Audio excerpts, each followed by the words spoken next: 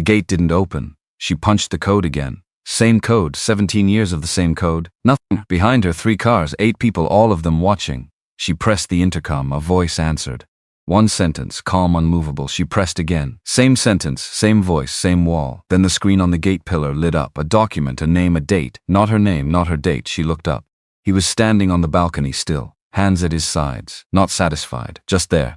And in that moment, standing in front of a gate she had walked through 1,000 times, in front of investors who had come to see what she owned, Celeste Wade understood something she could not say out loud. She had never owned any of it. The gate had always belonged to the man who built it, and he had just decided to let it say so. She was late. Not the kind of late that happens to people who lose track of time. The kind of late that happens to people who need an entrance. Celeste Wade had never walked into a room without knowing exactly what she looked like walking into it. Solomon Reed had known this about her since the night they met, 18 years ago, a Tuesday in October. An architecture exhibition in South Loop where the wine was bad and the lighting was worse, and somehow none of that mattered, because a woman in a burgundy wrap dress stopped in front of his sketches and said, without looking at him first, "You design spaces like they're supposed to forgive people." He didn't know what to say to that, so he said nothing. And she finally looked at him. That was the beginning, or what he used to think was the beginning. Now he understood it differently. Now he understood that the beginning had always contained the ending, the way a sealed envelope contains a letter you haven't read yet. You carry it around. You don't open it. You tell yourself there's time.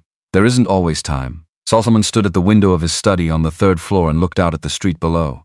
Thursday evening, late October. The leaves on the oak trees along the block had gone the color of old copper, and the light was doing that thing Chicago light does in autumn, low and amber and slightly mournful, like it already knows what's coming. He had a glass of water in his hand. Not bourbon, not coffee, water. Because he had learned, somewhere in the last 9 months, that clarity required him to stay very still and very clear. He set the glass down on the desk without drinking from it. The desk had belonged to his solid oak, heavy as a promise.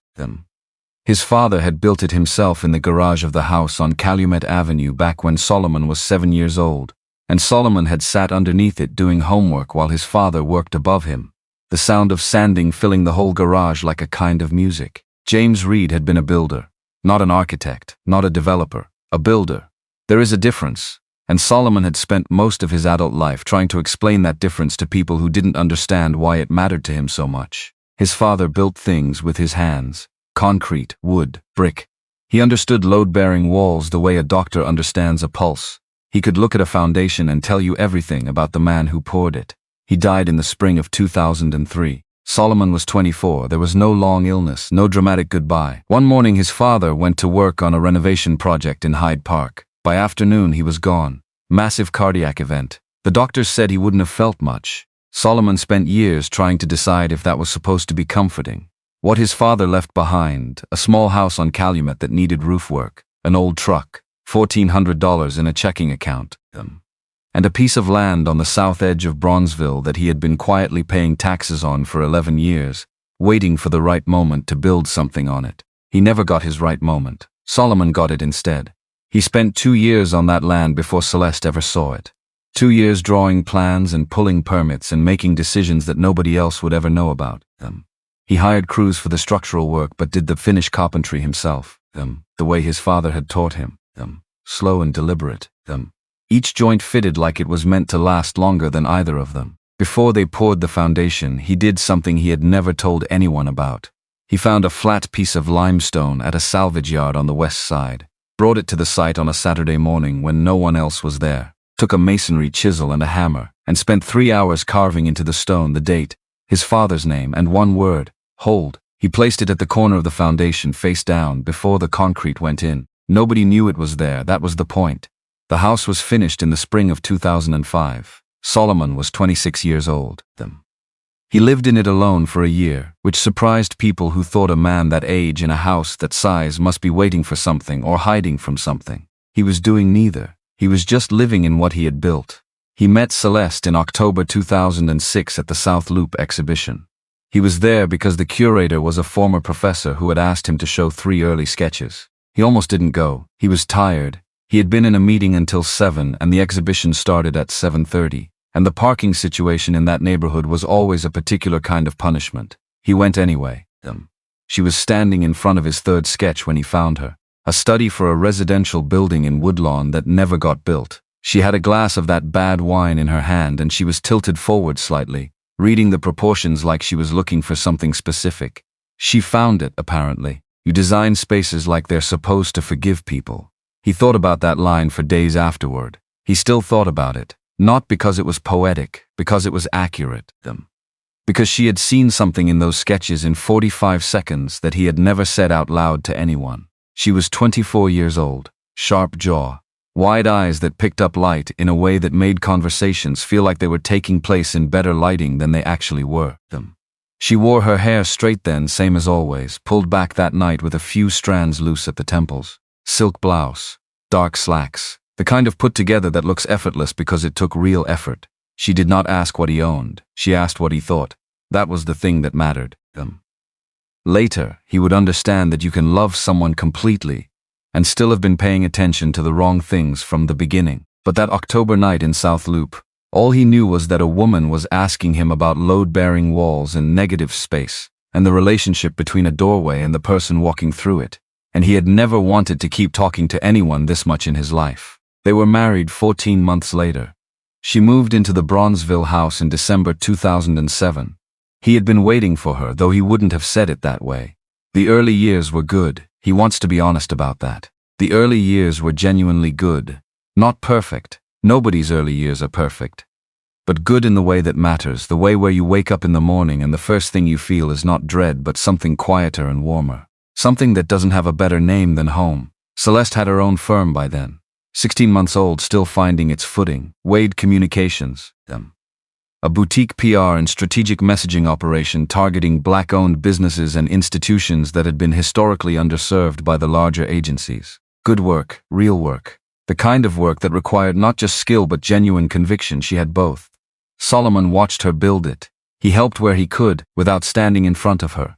Introductions to people in his network who became her early clients. A connection to a journalist here. A referral there. He was careful about this. Careful not to hand her things directly, because she would have refused them, and he knew that about her and respected it. So instead he opened doors from the side quietly and let her walk through them on her own terms. Wade Communications grew. Not overnight, the way real things grow. Slowly and then faster and then with a momentum of its own that stopped needing his hands to push it. By the time they reached their 5th anniversary, the firm had 12 employees and a client list that included 2 of the largest Black-owned financial institutions in the Midwest. Celeste had been profiled twice. She was being asked to speak at conferences. Her name was appearing in conversations that Solomon was not part of, and he was glad for that. He had never wanted her success to run through him. He wanted it to be hers. He believed that. He still believes that.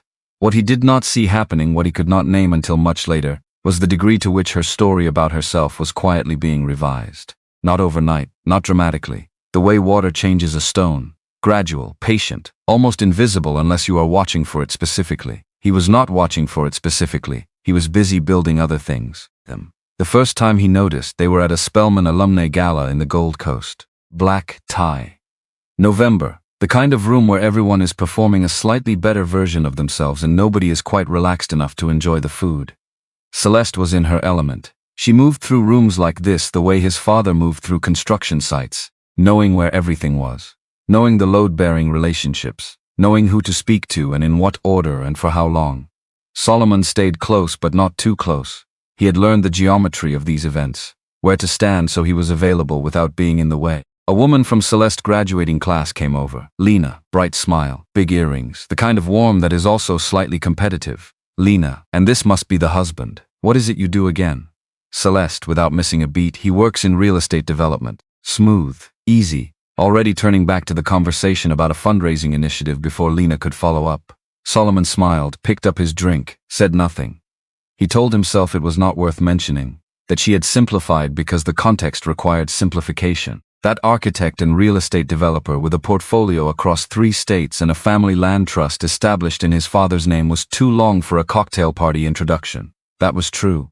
It was also not the whole truth. But he let it go. That was the year he started letting things go. 3 years later, Wade Communications launched a new website. Celeste hired a branding firm, full redesign, clean and sharp and expensive.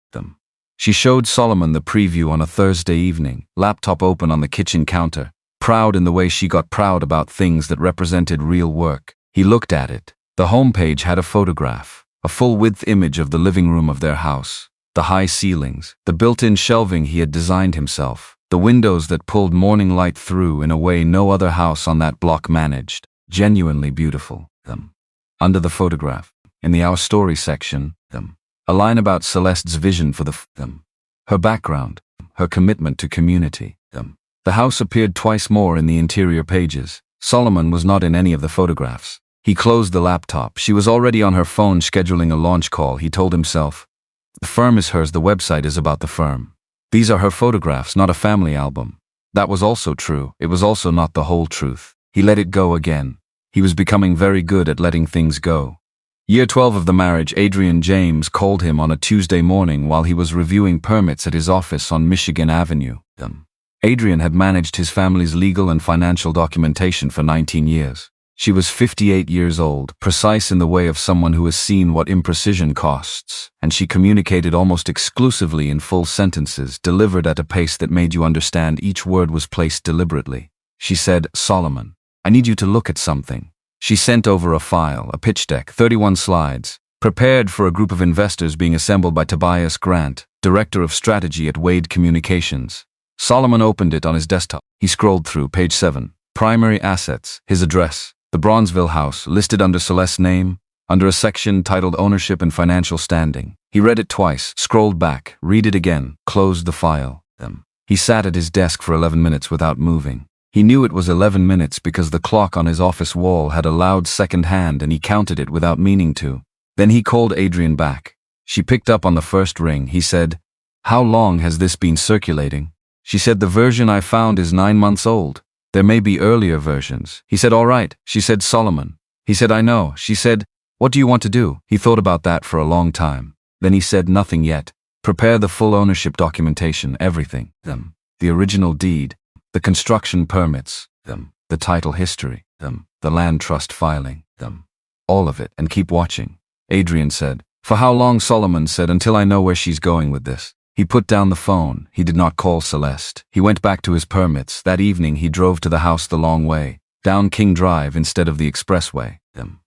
He used to do that in the early years, take the long way home, because the neighborhood still felt like conversation he was in the middle of. Bronzeville had changed and kept changing, some of it good, some of it the kind of change that dresses itself up as progress and takes things you can't name until they're gone.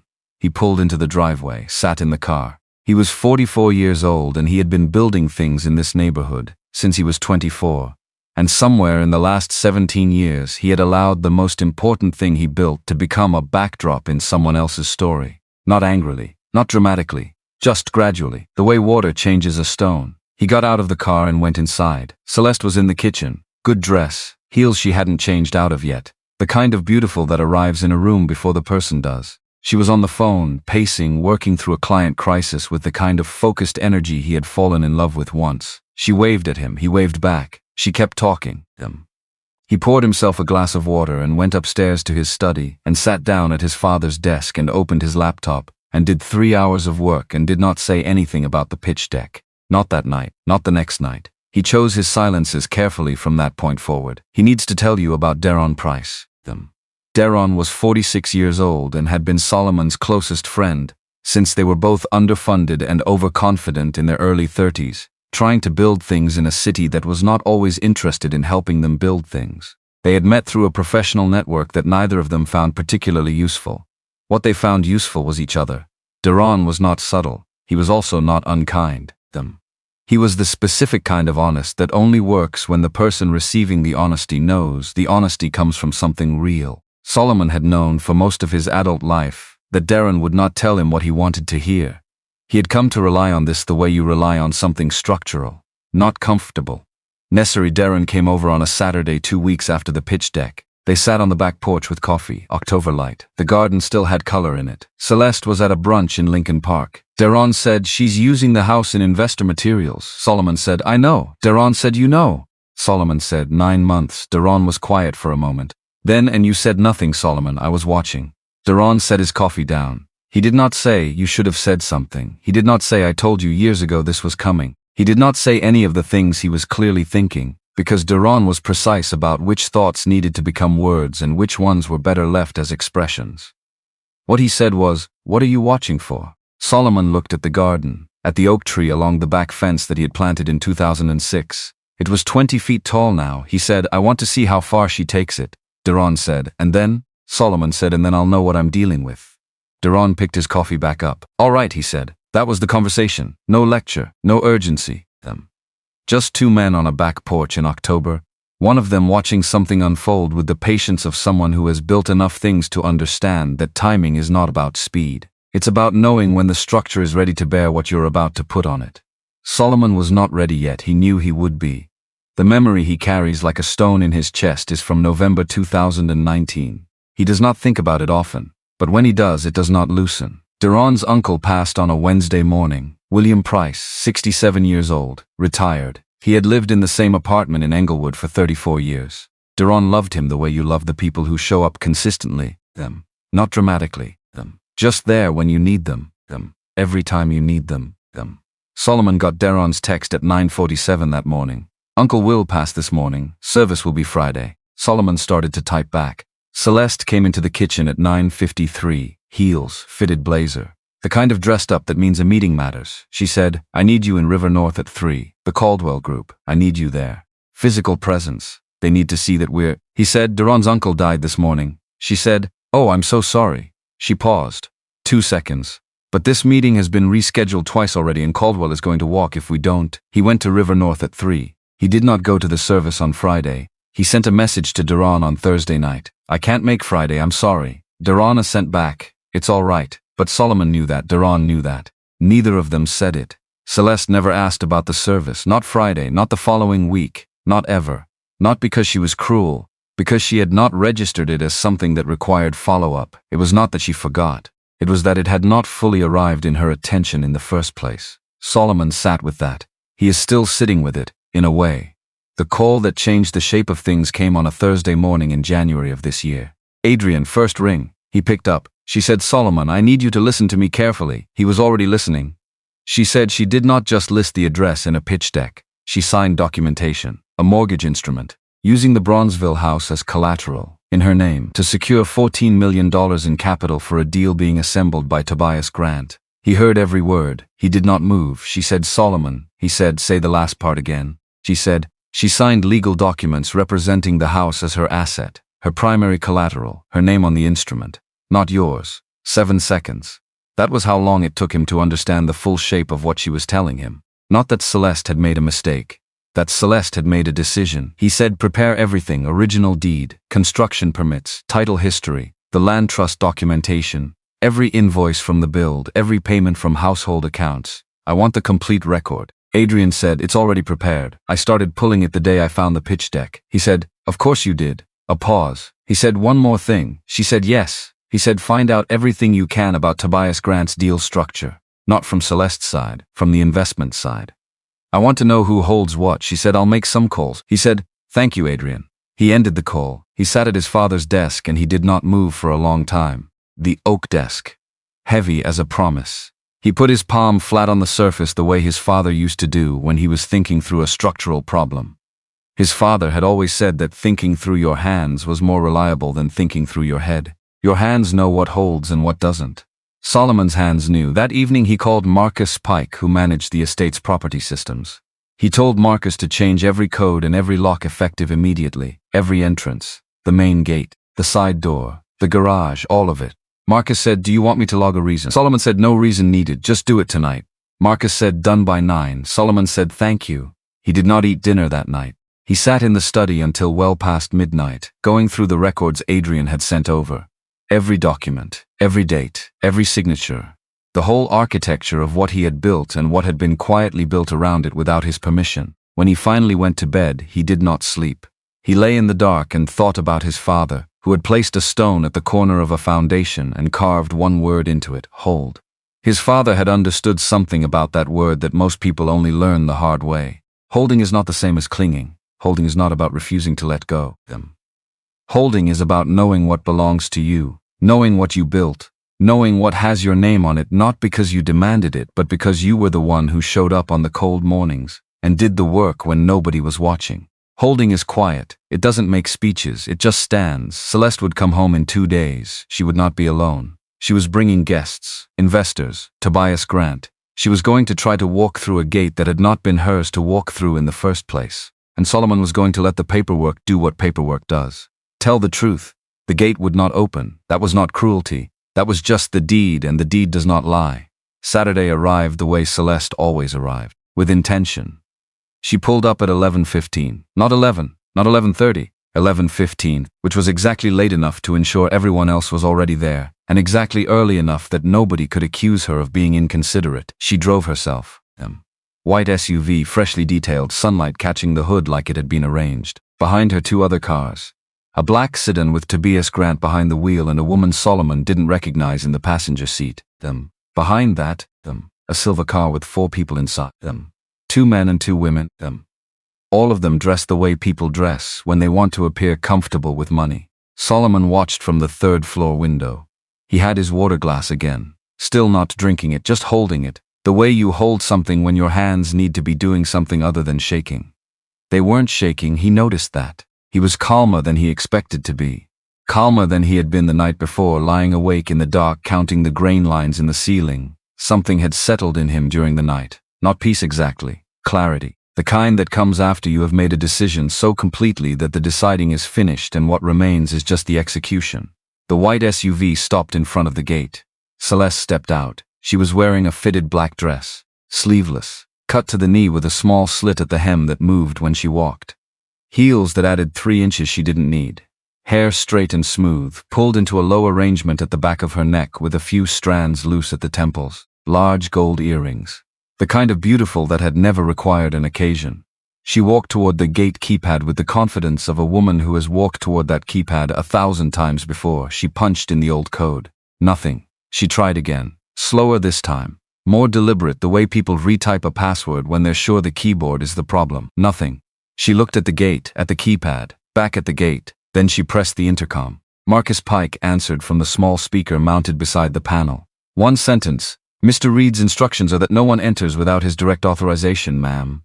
Celeste, this is Mrs. Reed. Marcus, yes, ma'am. Celeste, open the gate. Marcus, Mr. Reed's instructions are that no one enters without his direct authorization, ma'am. Same sentence, same cadence, same unhurried, entirely unmoved delivery. Celeste pulled her hand away from the intercom, turned back toward the cars. Tobias was already out of the sedan. Standing on the sidewalk. Hands in the pockets of his jacket. Reading the situation. The silver car had emptied out.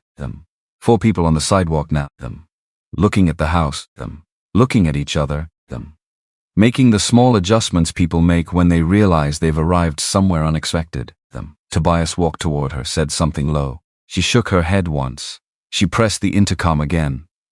Marcus, I understand his instructions. Tell him his wife is at the gate, Marcus. Yes, ma'am. 1 moment. Silence. Solomon did not move from the window. The property management display screen on the outside panel, the one Adrian had updated through the county system 2 days prior, activated at that point. Not dramatically. No sound.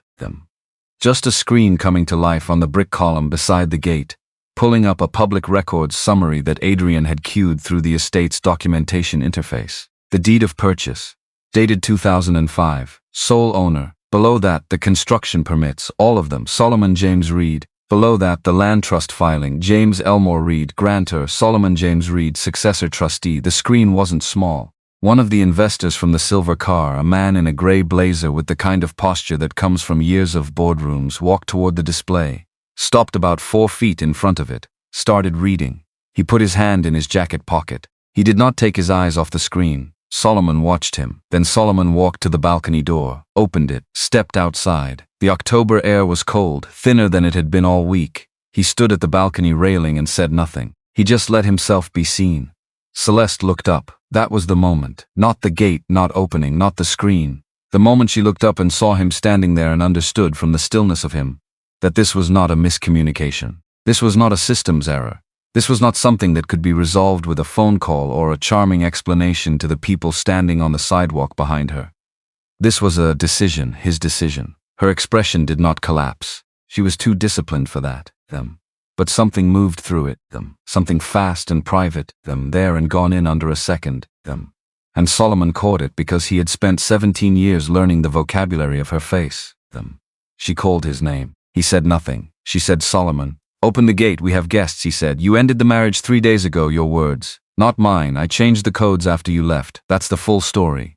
His voice came out clear. No elevation, no performance. Just the sentence placed in the air between them, witnessed, she said, this is not the time for. He stepped back from the railing, went inside, closed the balcony door behind him. Below, she pressed the intercom twice more. Marcus gave the same answer both times. Tobias had stopped talking.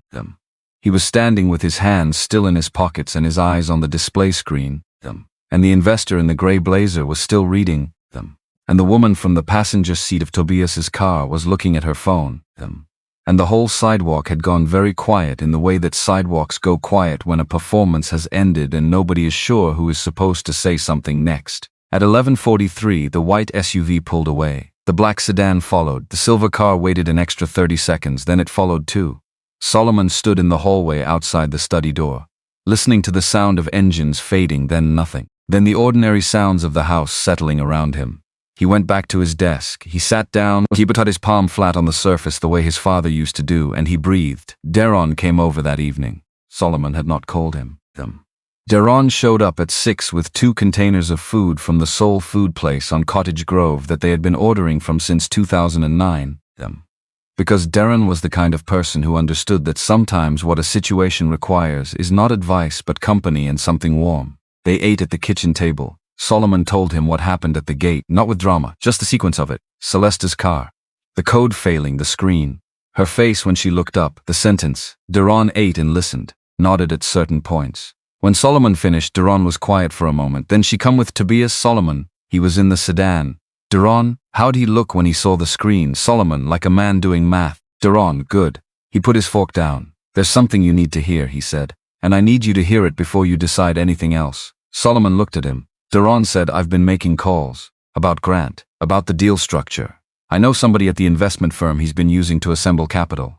Solomon said, and? Deron set both his forearms on the table. Tobias Grant built that deal so that if it falls apart, every piece of legal exposure lands on Celeste, every signing authority, every asset representation, every point where someone could be held responsible, Her name is there, not his.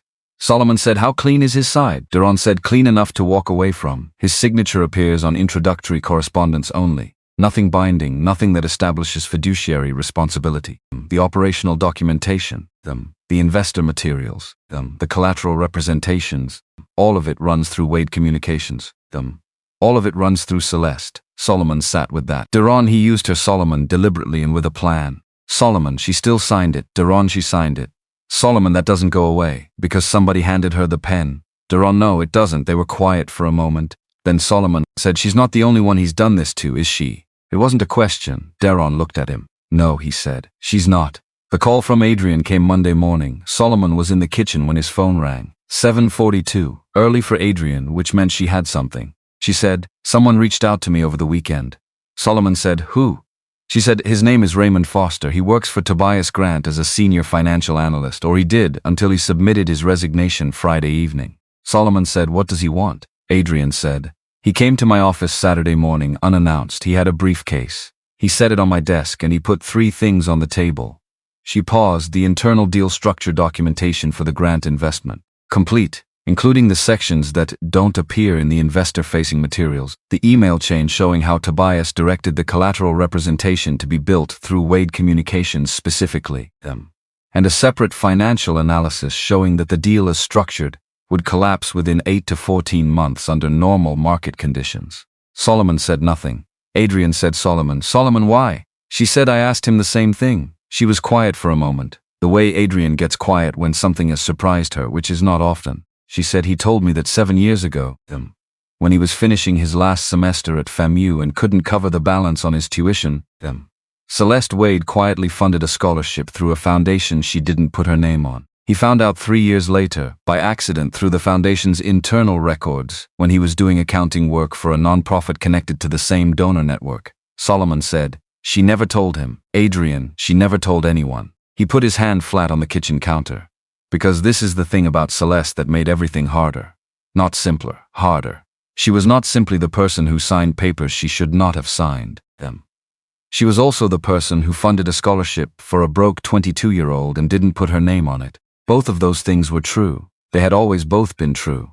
And Solomon had learned, over 17 years, that the truth about people who hurt you is rarely clean. It rarely arrives in a shape that makes it easy to know what to do with it. He said, "What's Foster's situation?"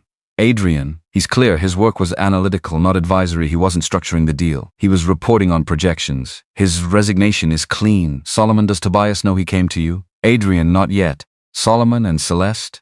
"Adrian, no." He stood in the kitchen for a long time after he hung up. The October light was coming through the east windows, low, amber, the kind that makes everything look like it's being remembered rather than currently happening. He thought about a young man he had never met sitting at a desk in Florida, finding out years after the fact that someone had paid for his future without leaving a return address. He thought about the woman who had done that, and then he thought about the woman who had signed her name to papers she knew were wrong. Same person. Both true. Celeste called on Wednesday evening. Solomon saw the name on the screen and held the phone in his hand while it rang once, twice. On the third ring he answered. Her voice was different, not the gala voice, not the board meeting voice. Something quieter underneath all of it, something that had spent several days being pressed down and was starting to show at the edges. She said, "Can we meet?" She said Friday. "Somewhere outside the house." He said, "There's a place on East 71st, the coffee shop with the yellow awning." 11. She said, okay. He put the phone down. Daron texted 20 minutes later because Daron always seemed to have some kind of notification system keyed to Solomon's stress levels. "She called?" Solomon texted back, "We meet Friday. Daron, you need me to talk you into it or out of it?" Solomon, neither. Daron, that's the right answer. Thursday night, Naomi Webb called Celeste. Solomon didn't know this until later. Naomi told him herself. Weeks after everything was settled, over coffee at a different cafe. Because Naomi had always been the kind of person who believed the people involved in a story deserved to hear the whole thing. She said Celeste had called her Wednesday night after the call with Solomon, asking for help, asking Naomi to reach out on her behalf to try to understand where Solomon's head was, maybe create an opening. Naomi said she sat with the phone for a long time before she answered. Then she said, "Celeste." "I can't." "Celeste, why not?" "Naomi." "Because he's not wrong." "Celeste." "Naomi." "He's not wrong, and I think somewhere in there you know that." Long silence. Naomi said. The silence lasted almost a full minute. She didn't fill it. She just held the line and let the silence be whatever Celeste needed it to be. Then Celeste said, very quietly, "I thought he'd never actually do it." Naomi didn't answer that, because there wasn't an answer that would help. Friday morning, Solomon drove to Bronzeville. Not to the house, to his mother's house on Calumet, the old neighborhood, the block where he had grown up watching his father carry tools and come home with hands that told you everything he had done that day. Eleanor Reed was 71 years old and had lived in the same house for 43 years and had absolutely no interest in living anywhere else. She grew tomatoes in the back despite the Chicago climate being aggressively unsuitable for it. She attended Greater Hope Baptist Church every Sunday without exception. She was 4 feet 11 inches tall and had the specific energy of a woman who does not raise her voice because she has never needed to. She was on the front porch when Solomon pulled up, reading glasses pushed up on her head, a cup of something that smelled like chamomile from the sidewalk. She did not look surprised to see him. She never looked surprised to see him. He sat down on the porch steps. She stayed in the chair. This had been their arrangement since he was a teenager and it had never needed to be renegotiated. He said, "I'm meeting Celeste today." She said, "I know." He looked at her. She said, "Naomi called me." Of course she did. Naomi had been friends with Eleanor since before Solomon could drive. He said, "I don't know what I'm walking into." Eleanor said, "Yes, you do." He looked out at the street. A man was walking a dog. 2 kids on bikes. An ordinary Thursday morning on a block that had been the same block for most of his life, changing slowly the way all blocks change but still recognizably itself. He said, "Did you know that it would get here?" Eleanor wrapped both hands around her cup. She said, "I knew from year 4. He said, "Year 4? She said, "Thanksgiving 2011. She was at this table for 3 hours. Your father had been gone 8 years by then. I mentioned him twice." She didn't ask one question. Not one, not his name, not what he built, not what he was like, nothing. She paused. "I'm not saying she was bad, I'm saying she didn't see you. And a woman who doesn't see you in year 4 rarely starts seeing you late." Solomon said, "Why didn't you say anything?" Eleanor looked at him the way she had always looked at him when she was about to say something that was going to stay with him. "Because if I'd said it, you'd have defended her," she said. "That's what you do with people you love. You defend them against the truth until you're ready to see it yourself. And if I'd pushed, you'd have put the truth behind the defense and left it there another 10 years. She took a sip of her chamomile. You had to get there on your own, Solomon. That's the only way it holds. He sat with that. The dog walker turned the corner. The kids on bikes disappeared down the block. He said, I've been carrying something since November 2019. The night Daron's uncle died and I went to River North instead of to the service. Eleanor said, I know about that night. He said she didn't even ask about the service. Eleanor said no. He said that's not cruelty, right? Eleanor said that's just not seeing you. He nodded. Same thing, he said. Sometimes she said yes. He stood up, bent down and kissed her on the top of her head. She squeezed his hand once firm, the way she had done since he was a boy. He drove to the coffee shop on East 71st. She was already there, black dress, simpler than usual, heels but not the dramatic ones, hair smooth and straight down around her shoulders. She was sitting at a corner table with both hands around a coffee cup she hadn't been drinking. She looked up when he walked in and he saw it. What Naomi had been trying to describe. Not guilt performed for an audience, not the composed version of sorry. Something underneath the composure that had been pressing against it for days and was starting to show. She looked tired, not the tired of too little sleep, the tired of holding something that weighs more than you expected. He sat down across from her, ordered a coffee he didn't particularly want because the server was waiting. They sat in silence for a moment that was not comfortable and was not meant to be. Then she started. She said she had made a mistake in judgment. She said she had been under pressure from the deal timeline and from Tobias, and she had made decisions that she would not have made if she had been thinking clearly. She said she had allowed the lines between her professional ambitions and the life they had built together to blur in ways she was only now fully seeing. She said Solomon had been a better partner to her than she had known how to receive, and she believed she understood that now in a way she hadn't before. Each sentence was true. He could hear the truth in them. He could also hear the architecture, the sequencing, the careful placement of the most important admissions at the front of each clause so they landed before the softening context could arrive. She had been doing this her whole career. Framing. She was very good at it. He let her finish. He did not interrupt. When she was done, the table was quiet. He looked at her. Then he said, Do you miss me or do you miss the house? She heard the question. He watched her hear it. The slight pause. The thing that moved through her eyes. She said, Can we just go home first? We can figure the rest out once I'm back. Her voice was gentle. She meant it to be an offering. He reached into the jacket folded over the chair beside him. He placed 2 documents on the table between them. The first was the divorce filing, signed on his end. Adrian had prepared it the week prior. The second was a single page, a scan. The notarized record of a meeting between Celeste Wade and Adrian James dated March 14, 2021. 3 years ago, Adrian had explained the ownership structure of the Bronzeville estate in full. The deed, the trust, the legal position. Celeste had signed the bottom of the document confirming that she had received and understood the information.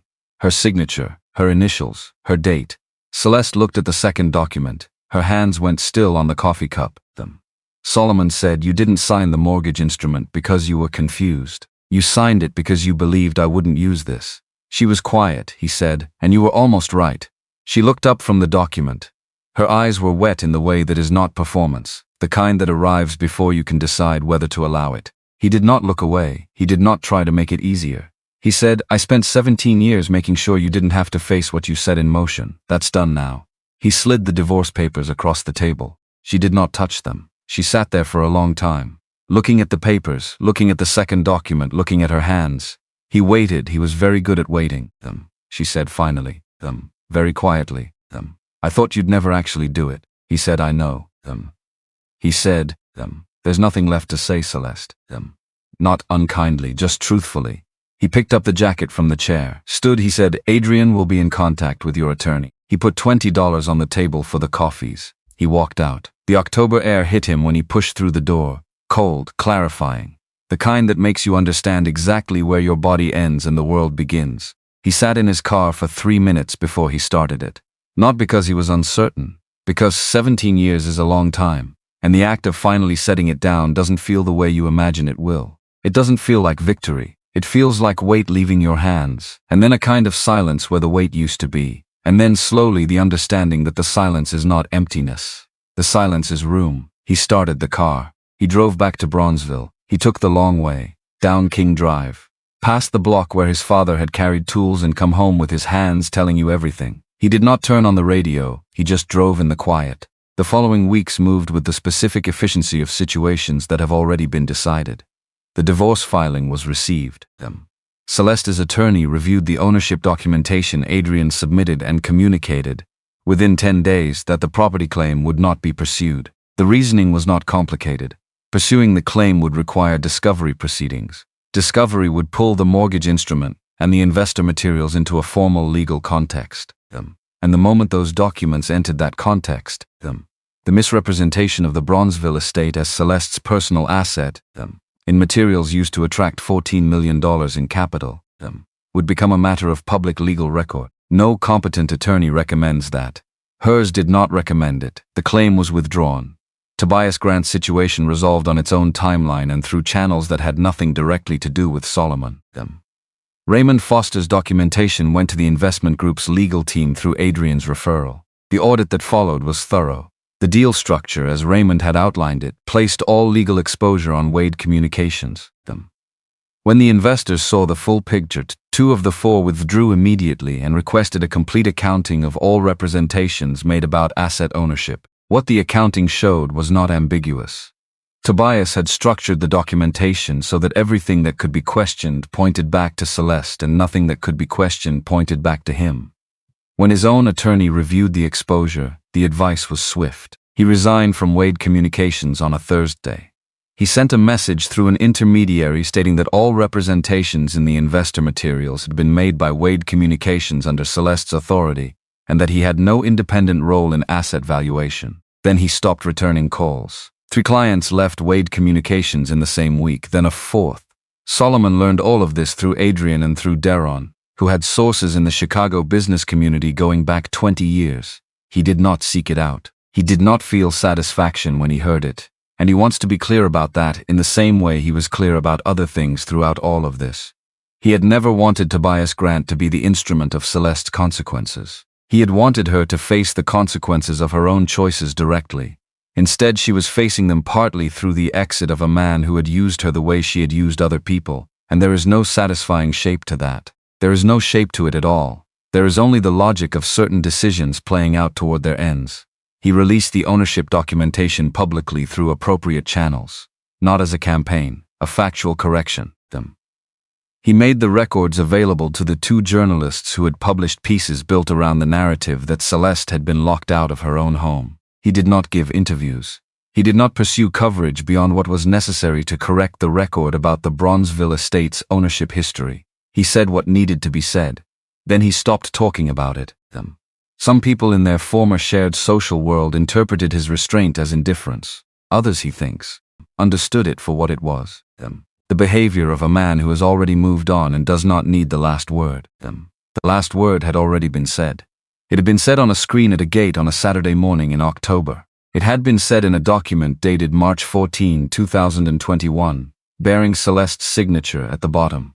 It had been said in the deed of a house built on land left by a man who understood that what you build outlasts the conversation about who built it. The divorce was finalized in December. Clean, no hearing. The settlement was what Solomon had always expected it to be. Celeste retained everything she had built through Wade Communications. Solomon had no interest in her business and made no claim on it. He had never touched it. He had opened doors from the side quietly, and then let her walk through them on her own terms. The firm was hers. All of it was hers. What was his had always been clearly documented, and the documentation had never changed. What he kept was what had always been his, and he kept it for what his father had always intended it for, which was the thing he had been working toward, he understood now, for a very long time. January came in cold. Not surprising, not dramatic, just cold. The kind that settles into the brick of old buildings and stays there until April and sometimes later and occasionally forever. Chicago doesn't apologize for its winters. It just delivers them and expects you to manage. Solomon spent the first week of the new year doing something he had not done in a long time. Nothing. Not the nothing of avoidance, the nothing of completion. The way a carpenter puts down his tools at the end of a job and stands in the finished room and breathes before he picks up anything else. He made coffee in the mornings. He walked the neighborhood in the afternoons. He ate dinner at the kitchen table without his phone in his hand. He went to bed at a reasonable hour, and sometimes he slept, and sometimes he lay there listening to the house settle around him, and neither of those things felt like a problem. The house was quiet in a way it had not been quiet before. Not empty. Quiet is a difference, and it matters. Empty is a lack. Quiet is a condition. And Solomon was learning, in the slow way you learn things that require unlearning something else first, that the quiet surrounding him was not the quiet of loss. It was the quiet of a man who has put down something heavy and has not yet decided what to pick up next. He was in no rush. His father had taught him that, not in words, in the way he worked. James Reed never rushed a foundation. He would spend twice as long as necessary on the below-ground work, because he understood that everything built above depends on what is built below, and nobody ever sees the below-ground work except the man who put it there. Solomon sat in the quiet and let the ground settle beneath him. By the second week of January, Deron called on a Thursday morning. Solomon was at the kitchen table with coffee and a set of drawings he had been reviewing for a commercial project in Woodlawn, a mixed-use building. A community development group had brought it to him 6 months ago, and he had been working on it slowly, the way he worked on things that mattered. Deron said, "I need to tell you something." Solomon said, "Tell me." Deron said, "You've been approached. A development consortium out of the loop. They want to buy the Bronzeville property." Solomon said no. Deron said Solomon. Solomon said no. Deron said $50 million. Silence. Not because the number surprised him. Because $50 million said out loud in a quiet kitchen on a January morning has a quality of sound that requires as a moment to pass through you before you can respond to it properly. When did they reach out? Deron, 2 days after the divorce was finalized, and there it was. Not a coincidence, an opportunity. Someone had been watching the situation. Someone calculated that a man who had just come through what Solomon had just come through might want the clean break, might want the number more than the thing the number represented. Solomon said, "Who leaked the timeline?" Deron said, "Could have been anyone connected to the legal proceedings." Solomon said, "It doesn't matter." Deron said, $50 million is real money, Solomon. Solomon said, "I know what it is." He looked at the drawings on the table. The Woodlawn project. Ground floor commercial, upper floors residential. A courtyard in the center designed to pull natural light down into the common spaces. He had been thinking about the light angle for 3 days. Getting it right mattered to him the way it had always mattered to him. The way his father had taught him to think about light, not as decoration but as structure. He said, "My father didn't put that stone in the ground so I could sell the building when things got hard." Deron said he also didn't put it there for it to become a monument. Solomon, no. He put it there to hold. Deron, that's not the same thing as never selling them. If I sell because she pushed me out of my own life, then she wins, Deron. Just in a different way. Deron was quiet for a moment. The kind of quiet that means he is deciding whether to push further. He decided not to. He said, "I'll tell them no." Solomon, tell them it's not available, and won't be. He set the phone down and looked at the Woodlawn drawings and picked up his pencil. He found the problem with the light angle in about 20 minutes. He moved the line, looked at it. That was it. He drew carefully, slowly, with the deliberateness of a man who understands that the below-ground decisions are the decisions that hold everything else up. He went back to work. The idea for Reed Foundation was not new. He had been carrying it for years in the way you carry ideas that feel too large to start. Not because you doubt them, because you are waiting for the version of yourself that is ready to do them correctly. Some people wait too long, the idea becomes a regret. Solomon had watched this happen to men he respected, and he had no intention of joining them. The concept was simple, which is not the same as easy. A mentorship and seed funding program for young architects and designers from Bronzeville and the surrounding neighborhoods. People with genuine ability who lacked access. People whose work had been absorbed into other people's firms and other people's legacies without credit. People who had been taught, because the industry had taught them, that their names didn't need to appear on the things they built. Solomon knew this experience from a specific angle. He had watched it happen to people he cared about. He had also, in a way he was still working through, lived a quiet version of it inside his own marriage. Not the same, but close enough to understand what it costs a person to build things that disappear under someone else's name. He did not want to build a program that lectured people about this. He wanted to build one that gave them tools to prevent it. Legal literacy around ownership and intellectual property. Direct mentorship from people who had navigated the obstacles facing Black architects and developers in Chicago specifically. Seed funding for first independent projects, not large amounts. Enough to let someone build a first thing that has their name on it. Enough to let someone put a stone in a foundation. He spent January and February on the structure. Adrian reviewed the legal framework and asked the precise, unsentimental questions that made it better. Deron connected him with 3 board members who had been waiting for something like this for years without knowing it. Dr. Wendell Okafor, his old professor from his architecture program, agreed to chair the advisory committee within 24 hours of being asked. The program would operate from 2 converted rooms in the east wing of the Bronzeville house, a design studio, a conference room with a long table. By March, the first cohort application was open. 63 applications came in over 11 days. He had space for 14. He read every application himself, not delegating, not scanning, reading them. Because the decision to let someone through a door is not a small decision, and he had learned enough about doors to know that. His father had understood the same thing about foundations. You are choosing what gets to stand on what. That is not something you hand off. He selected 14 people, 23 to 38 years old, them. From Bronzeville, them. Englewood, them. Woodlawn, them. South Shore, them. Hyde Park. Architects, designers. One structural engineer named Janelle who had spent 6 years watching other people present her calculations as their own. One woman named Kezia who had a portfolio that made Daron go quiet for a moment before saying she should be running a firm already. Solomon had thought the same thing. That was why she was in. April brought the first full day of programming. He stood at the door of the design studio and watched 14 people settle into the space. Some knew each other, most didn't, them. They were doing what people do in new rooms, them. Reading the proportions, them. Deciding where to sit, them. Making small adjustments to their position, them. The studio had good light, 2 large windows facing east and a skylight above the drafting tables. The morning light came in at a low angle and swept across the room in a way that made the white paper on the tables almost luminous.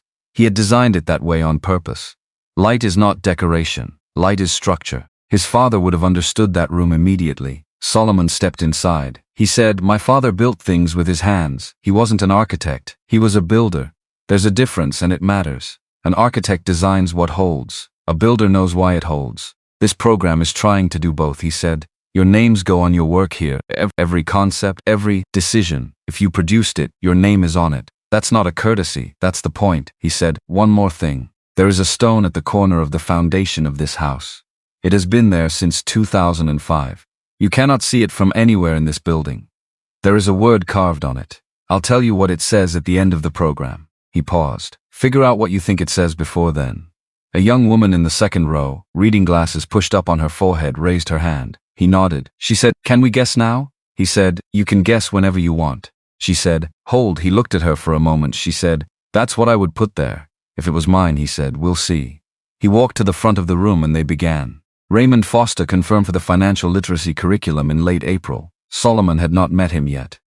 He knew the outline of the man. The briefcase. The 3 documents laid on Adrian's table. The scholarship from 7 years ago that Celeste had funded without putting her name on it. What he had done was not complicated to understand. He had a debt he could not repay directly. The person he owed was no longer in a position to receive from him. So he found a sideways path. He paid it toward the work instead of toward the person. That is what decent people do when the debt is too large and too old for a direct transaction. Solomon told Darren yes without meeting him first. Darren said, "You don't want to talk to him before you commit?" Solomon said, "He already told me everything I need to know." Darren said, "Through Adrian." Solomon said, "Through what he did." He put the phone down and went back to the woodlawn drawings, which were nearly finished now, and which were going to be some of the best work he had done in years. He could feel that, not arrogantly, just accurately. The way a builder feels when the frame is square and the load paths are right and everything is going to hold. Raymond showed up the first Monday in May. 41 years old, which surprised Solomon slightly. He had pictured younger, tall. Methodical in the way he moved through the design studio, looking at the work on the walls without touching anything. Solomon showed him around. They did not talk much. That was fine. At the end of the tour, Raymond stopped in front of a drawing by Janelle. The structural calculations for a residential project in South Shore. Clean, exact, the kind of precision that takes years to develop, he said. "She did this?" Solomon, "Yes." Raymond, "This is real work." Solomon, "That's why she's here." Raymond looked at the drawing for another moment. Then he turned. He said, "I know you don't need me to explain myself." Solomon said, "No." Raymond said, "But I want to say it once." Solomon waited. Raymond said, "She didn't know I found out. She didn't expect anything from it. That's the part that stayed with me. Not that she helped without waiting to be thanked." He paused. "I couldn't watch what was happening and do nothing. That's all." Solomon said, "I know." Raymond nodded. Solomon said, "Monday and Wednesday mornings. Adrian will send you the curriculum framework. Build what you think they need." Raymond said, "All right." That was the conversation. May moved steadily. The woodlawn permits came through. The cohort was deep in their first independent projects. Kezia had proposed a design for a mixed-income housing development in Englewood that stopped 3 separate conversations when she pinned it to the wall. Andre, the structural engineer in the cohort who had been quieter than the others, came to Solomon on a Thursday afternoon with a folded piece of paper. He said, "I have a project outside the program. A community center in Englewood. I have the design and I have 2 potential funders, but the land title is complicated and I can't afford to untangle it." Solomon unfolded the paper. He looked at it for a moment. He said, "Come Monday morning, bring everything you have on the title." Andre said, "I don't want to take up your time." Solomon said, "You're in this program, my time is already yours." Andre looked at him. He said, "Thank you." Solomon said, "Don't thank me, build the thing." He passed the title documentation to Adrian the following week. She spent 4 days with it and found a path through the complications. The legal work came from the foundation. The project moved forward. Community center, designed by a man from the community. Name on the deed, the Englewood Neighborhood Land Trust. Nobody erased, nothing taken. A foundation placed correctly holds everything above it. The June event was Deron's idea. Solomon had planned to mark the end of the first cohort with something small. A dinner maybe, something internal. Deron said, "No, you open the house." Solomon said, "It's not that kind of program." Deron said, "It is now. These people built things in that studio for 3 months. Let the neighborhood see what they built." Solomon thought about that. Then he said, "All right." The event was on a Friday evening in early June, warm enough to open the garden. The east wing was lit from inside and the light spilled out through the studio windows onto the courtyard stones. People moved between the studio and the conference room and the garden, looking at 3 months of work mounted on walls and pinned to boards and arranged on tables. 14 architects and designers and 1 structural engineer showing work that had their names on it. Eleanor came down from Calumet. She sat in the garden in a chair Deron had placed near the roses, and she looked at everything with the expression of a woman who has been waiting for something and is watching it arrive. She told 2 of the architects exactly what she thought of their preliminary sketches. One of them laughed. The other took out a notebook. Dr. Okafor gave a short address. He did not speak long, but he spoke well. 3 people in the room went quiet in a way that meant something had landed. Adrian stood near the back, said very little, watched everything. Raymond ran a 40-minute session on ownership structures that overran by 20 minutes because the questions kept coming. The house was full in a way it had not been full before. Not louder, fuller. When Celeste had organized events here, the rooms carried a different kind of energy. The energy of presentation, of rooms arranged to communicate something to people who were evaluating whether the room met their expectations. This was different. These people were working, even at an event. They were in corners arguing about load paths. At the Longvan table with sketches spread between them comparing approaches. 3 of the cohort members were standing around Kezia's Englewood proposal, asking her questions she was answering with a pencil still in her hand. Solomon moved through the room slowly. He stayed longer with some conversations than others. He did not perform host. He just moved through the space and let the space do what he had built it to do. Around 9 o'clock he stepped onto the back porch. The June air was warm and the garden was lit softly from the strings Deron had run between the fence posts. The oak tree along the back fence was full now, broad and settled, the tree he had planted in 2006 as a sapling that came up to his shoulder. He looked at it once and let himself understand how long that was. 18 years. A long time to grow something. A long time to build something. A long time to carry something that wasn't yours to carry anymore. Deron came out and stood beside him. They were quiet the way they had always been quiet together, without needing to fill it. After a while, Deron said, "This is what this house was always supposed to be." Solomon said, "Yes." Deron said, "Your father would have stood right here and said the same thing." Solomon said he would have checked the load-bearing capacity of the porch before he let this many people in. Deron laughed low, genuine. Solomon smiled, not a performance, just a smile, arriving without announcement, and he let it be there. They stood in the warm air and looked at the lit garden and the full house, and neither of them said anything else for a while. Then Deron said, "There's a car outside." Solomon did not look immediately. Deron said it quietly, not urgently. "Just there is a car outside." Solomon turned and looked toward the front of the property. Through the side gate, past the stone pillars, he could see the street, a dark SUV parked along the curb, 40 feet past the entrance, too close to the corner. The way you park when you have slowed down and then could not quite bring yourself to keep going. He knew without needing confirmation. He had known Celeste's way of moving through the world for 17 years. Even the way she stopped, he did not say anything. Daron did not say anything either. The gate was lit. The event lights reached the entrance and beyond it. So that from the street you could see the shapes of people moving behind the ground floor windows. The glow of the design studio. The warm wash of the garden lights. You could hear faintly conversation, maybe laughter. He thought about the last time he had stood on a balcony looking toward that gate. October, the white SUV, the investors on the sidewalk, Celeste punching the old code into a panel that would not respond to her anymore. He had stood up there with his water glass and said one sentence into an intercom and watched the shape of 17 years arrive at its conclusion in about 4 minutes. This was different. This time she was not asking to come in. She was just looking. He thought about what she could see from there, the lit windows, the people inside them. The evidence of something happening in a space she had once walked through without thinking, without asking whose it was, without understanding that a house can be a home for a long time before you understand that it was never yours to take. He thought about November 2019, the text from Darren, the choice he made. He had not fully forgiven himself of that yet, and he understood he would not do it quickly. Real forgiveness, the kind that holds, doesn't arrive like an event. It arrives like a foundation settles, slowly, underweight, without announcement. He was working on it. He thought about a woman in a burgundy wrap dress standing in front of his sketches in a gallery in South Loop and saying something true about spaces and forgiveness. He had loved her for that sentence for a long time. He had loved her for more than that. He had loved her with the specific depth of a man who does not love easily and so loves fully when he does. That was real. It had always been real, and it had not been enough. Not because love isn't enough in some abstract sense. Because two people can love each other and still fail to see each other. Can share a house and still live in different versions of what that house means. Can build 17 years together and still be building toward different things without either of them naming it until the distance between those things becomes impossible to cross. That is not a crime. It is just a grief. He was allowing himself to grieve it properly now, instead of managing it the way he had managed so many things for so long, quietly, below the surface. Where nobody could see, he breathed in the June air. The car did not move for several minutes. She never got out. She never reached for the intercom. She just sat in the dark SUV and looked at what had become of the space she used to walk through without thinking about it. He wondered what she saw. Whether she could see the work on the studio walls through the window. Whether she could see Eleanor in the garden.